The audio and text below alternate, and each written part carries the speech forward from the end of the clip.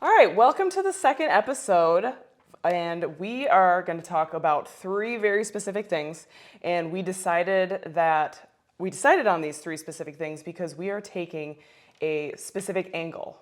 We are bodybuilders, and we want to come up to this with the angle of a bodybuilder and people who exercise. So we're going to talk about three things: energy, exercise, and evacuation, aka poop. So, first of all, we're going to talk about energy. I want Jill to tell us a little bit about her energy and your experience because you've been doing this for a month. Today. Oh, okay. This is the month mark. A month mark. So she's been doing this for 4 weeks. So tell me about your energy, what kind of a transition you experienced in like day one, and then gradually as you've gone through this. Yes. So I started off, I think I may have mentioned this in the last podcast. I started with a 36-hour fast. Yes. So my energy was undoubtedly low when I first started, my first day, because I had no food and I was coming off of normal standard American diet. So I was really just starving. Yep. Had no energy, had no anything. The next day I started full bore, just carnivore. So all animal products, with the exception of dairy, cheese and cream. My energy was decent once I started eating again, but I did notice an energy dip in the beginning in my workouts. Mm-hmm. So during the day, so maybe like 3 days in, I kind of started to stabilize. And that's probably because that's what they say in general when you kind of go into ketosis. So by the time I probably was in ketosis, my energy was actually really good. So throughout the day, instead of kind of driving to do X, Y, and Z, and then once I was done with what I had to do, kind of being like, oh, whew, all right, I have to stand. Oh, like I had more energy just in my normal day, but then take me to the gym, it was like muscle stamina. Yep. Almost. Mm-hmm. So like exercise one, I'd get through maybe 4 reps and I would feel like I had done 12. Yeah. And it was just a very strange feeling. That probably took 2.5 weeks. Yeah. Like legit, I was a little concerned that I was not going to get my muscle stamina back, but it did eventually come back. And actually now I feel pretty dang strong. Yeah, you've said multiple times how good your workouts have been. Yeah. And that's huge. Like as people in the gym, it's important to feel good during your workout. For a lot of us, our workout is it's our sanity, it's our mental health, it's one of our more exciting pieces of the day. So to have that kind of not fail, but just not feel as good during that part of your favorite part of your day, it's kind of a bummer. Yeah. Yeah, that's definitely our favorite part of the day. So how did that affect you? You're a couple weeks in now. 1.5 weeks. 1.5, okay. Yep. So how has your energy been at this? So for me, I wouldn't have been out of my muscle stamina funk by now. So what about you? My energy definitely was challenged the first couple of days. It almost felt like it kind of transitioned into my strength as well. But energy-wise, I definitely felt sluggish the first day. The first day was nasty. I did not do the fast. I just went into it. But my energy was very sluggish. I felt kind of midday kind of things. And sleepy or that just, too? Yeah. Okay. Yeah. Coming from a place where I was drinking a lot of caffeine, close to 900, maybe 1,000 milligrams a day, it was a lot. So to not have that, I knew I would experience some kind of setback. Some whiplash. A little bit. So my energy was kind of crap during my workouts. And throughout the day, it definitely has been challenging, and I've had some good days and some not so good days. But I'm also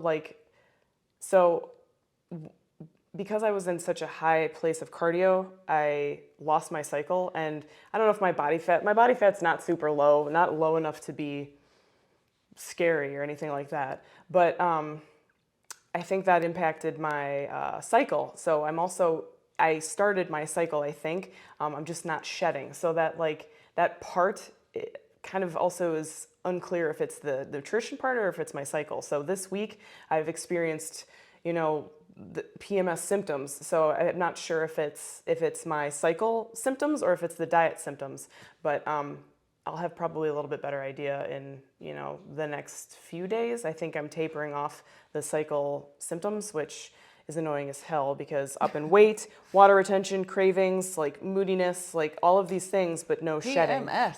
Yeah. Gotta love it. But my energy has been, it's been on and off. Like I was at my nail appointment, I told you, and I was like falling asleep at my nail appointment, and this poor guy was doing my nails, and I was going like this.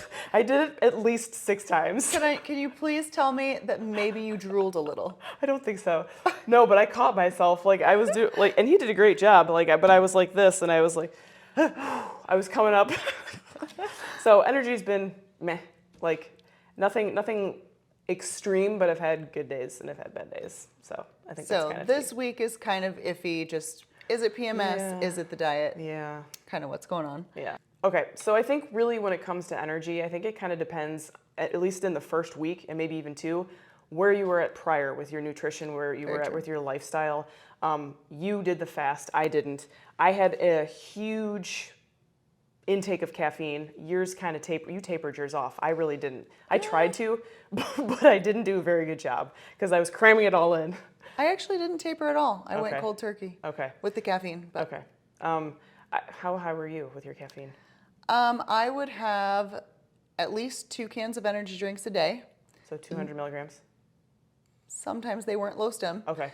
So sometimes they were over 300 a can. Okay. And then I would always have a pre-workout, and I Okay. would usually have a coffee. So Okay. I was probably So you're 800 probably- to yeah. 1,000. So you're probably pretty close. But I mean, really, I think what we're finding with energy is it's very dependent on where you were at before you started your nutrition change. Of course. So I think that's safe to say that it's going to be very dependent on the person. Very true. So you talked a little bit about kind of your energy, especially this week, maybe being PMS, maybe being the diet, who knows? Gotta love being women. But as it pertains to the gym, I kind of touched a little bit on my experience inside the gym with energy, but what about you? Have you noticed anything with your workouts? Like when you have that, it's one thing to be falling asleep in a nail appointment, but when you're in the gym and you're like, all right, let's go. And you kind of just, even without pre-workout, you have that, all right, it's my time. Yep. That drive. Have you noticed anything specifically to your motivation? Maybe it's mental, anything with muscle stamina, kind of like I was noticing, anything inside the gym? Definitely. The first thing that I noticed was strength. I felt like I was weaker, like I should be able to, and usually I'm able to do more, which is frustrating, very frustrating. That's probably one of my least favorite parts about, changing your nutrition, even when prepping for a show, is, losing your energy and losing it in the gym and feeling like you're getting weaker, because when you feel weaker, it's almost like you feel like you're going backwards, like you're reversing, you're going in reverse, like I'm not capable as much anymore. What's going on? So definitely notice that, especially with my bigger muscle group lifts with legs and back. I was getting tired more easily. Motivation. No, I think if anything, I really needed to like pep myself up more. So I was just like, yeah, let's go. So I kind of got like, I did my own pre-workout in my head, like with my stretching and my music. And I was trying to just really juice myself up minus the juice because I didn't have the juice. And I was pissed about the juice, but I'm like, I can't have the juice. Motivation kind of, but I was able to pump myself up. What else? I think that was more in the first week. This has gotten better in the second week, but I've also increased my calories since then, so that could also be a piece. I've bumped about 200 calories in general overall since I started, so I think that could also be helpful. I also changed how I was sleeping because I felt like that might be a piece. So I get up really early sometimes for work, and so I started going to bed earlier just to make sure I had enough energy. So I think I put into place a couple things to help me so I didn't suffer as much. Yes, very smart. Yeah. So for tips, we have definitely getting good sleep. Yes, 100%. Pumping yourself up before workouts. You got to have your tunes. Yeah, get your jams. Get your routine, get your jams going. Make sure your calories are appropriate because that's huge. Especially before your workout. Like, that was another thing that I changed. Yes. And we can dive into that more, but like I made these like fat bars pretty much. So I had, it was almost 25% or 30% of my fat before my workout. So I'm eating 5 times, so 30% of my fat was in one meal. Yeah, just about. No, yeah, 30%. So that might have helped things too this week because I changed that. Yeah, and that's actually huge. That brings us to a good point. Something I was thinking about, just because as bodybuilders, you do think about pre-workout, post-workout, yes, intra-workout. Not that I ever ate during my workouts, but you think about those things and how it relates to your energy in the gym. And I have actually just switched to doing fasted lifts. But before I did that, I did notice a huge difference when I was fat loading my workouts.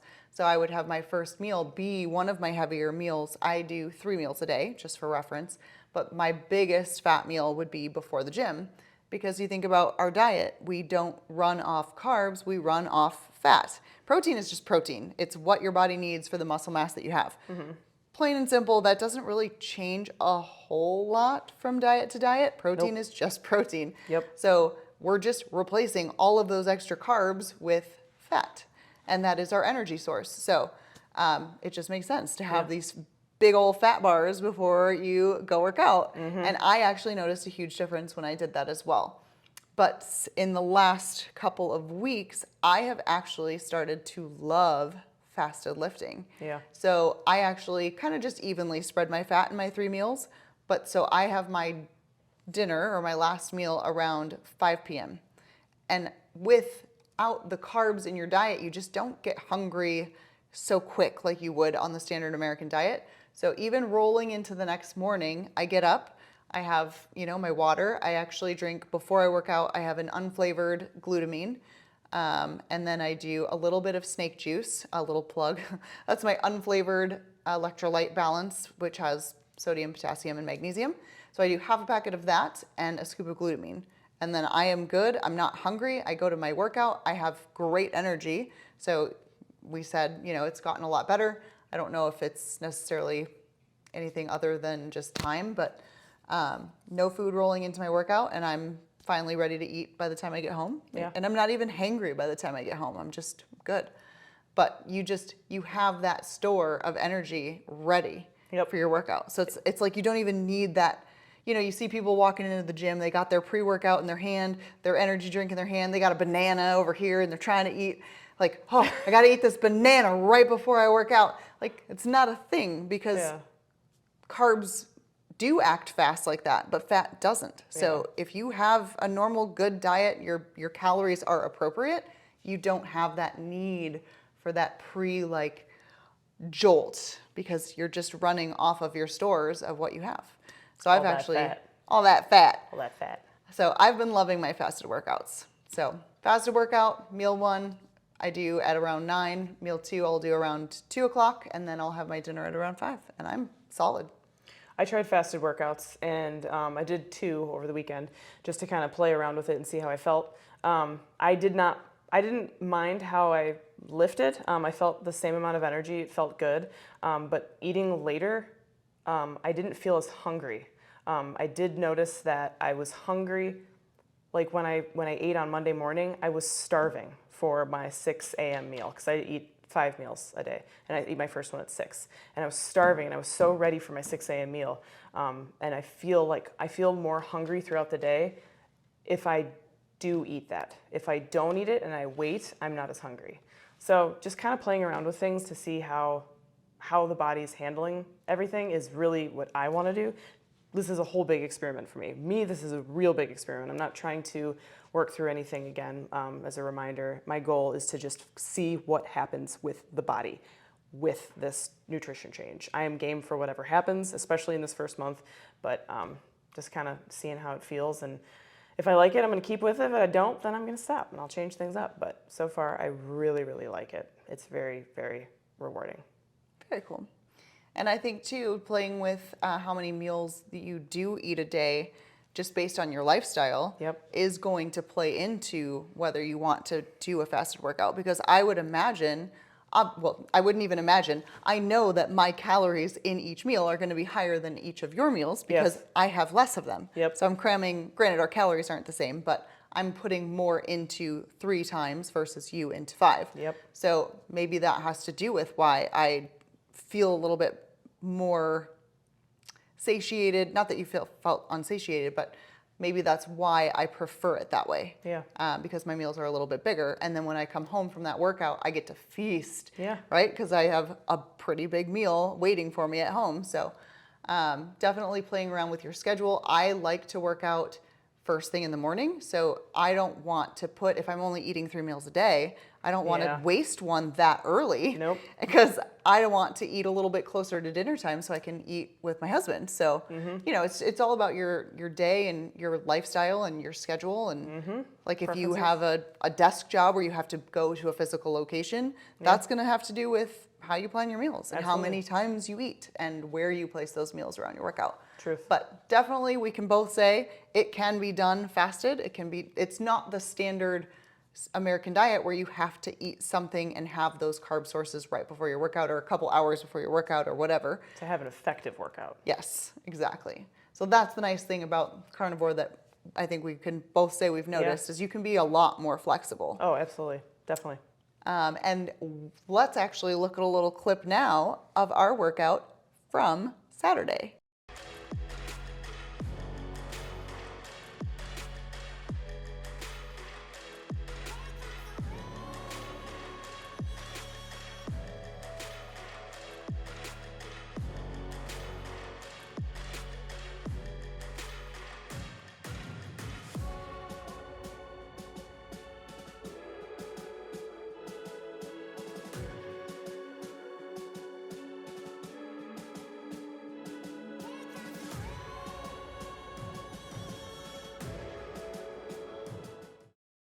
All right, so that was a little snippet of our back and shoulder day from Saturday.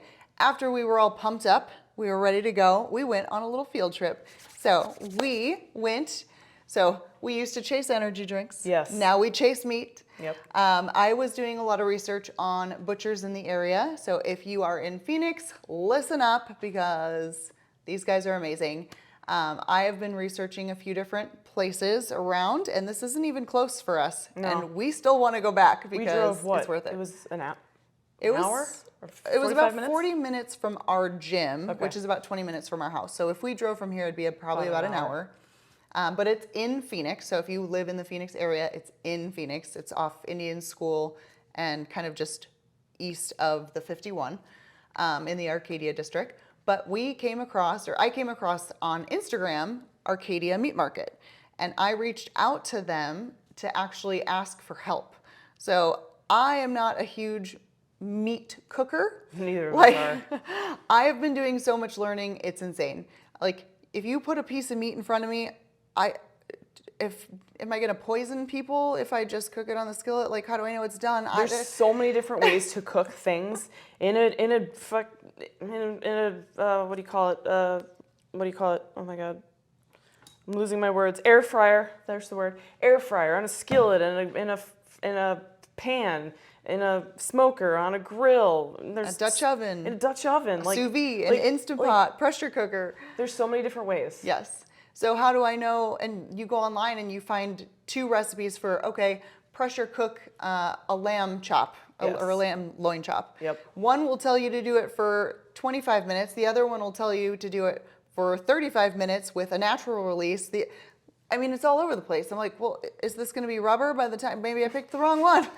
So it's very overwhelming. And there's some cuts that we've bought that are not cheap, so we don't want to waste. You don't want to waste the meat. The meat is precious. So my big goal with reaching out to all these different butchers was like, who's gonna make me feel like family? Who's gonna hold my hand just a little bit because I don't want to mess up all this meat. So they were super responsive, super helpful. I'm like, listen, I'm not looking for a lean cut. I want something that's maybe equal parts protein to fat or even more fat than protein because that's what's good for my diet. And I don't have a grill. I don't have a smoker. Help. Yeah. Like I have a Dutch oven, I have an oven, I have an air fryer, I have a pressure cooker, and I'm looking for something fatty. Go. And they were so helpful. And then when we came in, they were so friendly. So freaking friendly. Even offered to, in the future, maybe let us watch them breaking down a lamb that they got in. Like, they are just amazing. And their food is fantastic quality. Very good. The owner is Nick. He's actually on the board of, like, grass-fed... Grass-fed Arizona, I think it was. Something to do with, like, the Association of Grass-Fed Animals in Arizona. Sorry if we butchered that. We'll put it below what it actually intended. is. Oh, wow, I actually didn't intend that. I'm just that good. But yeah, I'll put the actual verbiage below of what he is a part of. Yes. So he's just really passionate about finding good quality meats from good quality local butchers or good quality local ranchers, things like that, and bringing the best quality to us and everyone and our families. Yeah. And educating. Like, they spent time with us. They talked to us. They literally were like explaining to you how to cook your specific pieces or cuts. Like, And speaking of, that cut I didn't even get from them. The one that I was asking them about was pork belly, and I had bought that at a different butcher who did not help me whatsoever. Yeah. No names mentioned. But I was asking them, they're like, oh, you didn't get that here, did you? Because I was saying I basically ruined it. And I was like, no, I got it before I found you. And they spent like 10 minutes explaining different ways that I could cook this pork belly that I didn't even buy from them. Yep. So they are amazing. Yeah, they were awesome. So we took some footage of the little field trip that we took, and here it is.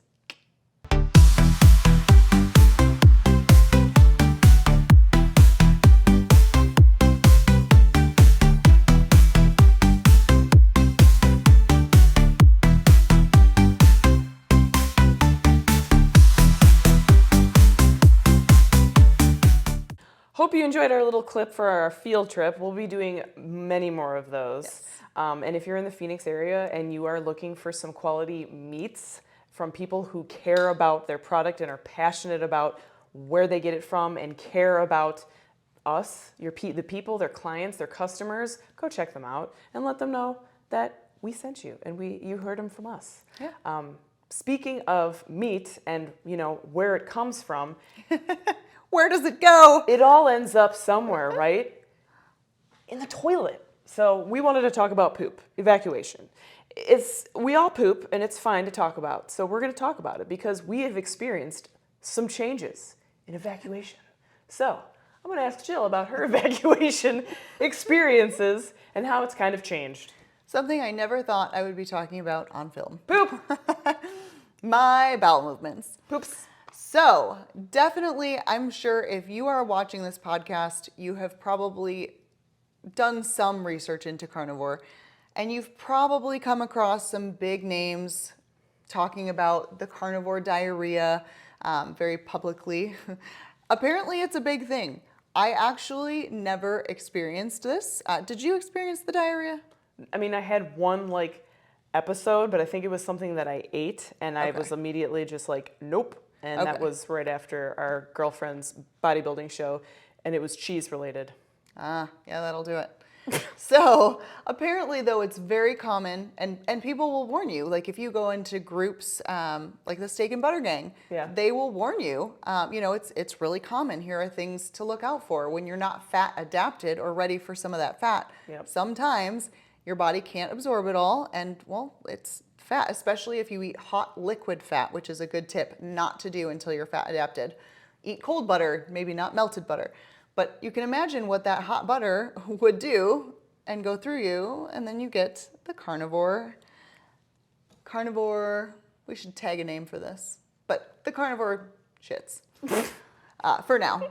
For now, I'm not being catchy. It's just going to be the carnivore shits. Yes. But yeah, so I never got that. I'm not sure. And you didn't get it. I wonder because you were transitioning into much higher fat before you actually transitioned. So maybe we just were ready to handle what we were taking in. But what I noticed is I was fine the first couple of days. And then I think when I got rid of everything from my other diet, I feel like everything else was out. Yeah. I just stopped. Yep. Nothing happened. for maybe like 4 days. Yeah. Like I was a little concerned.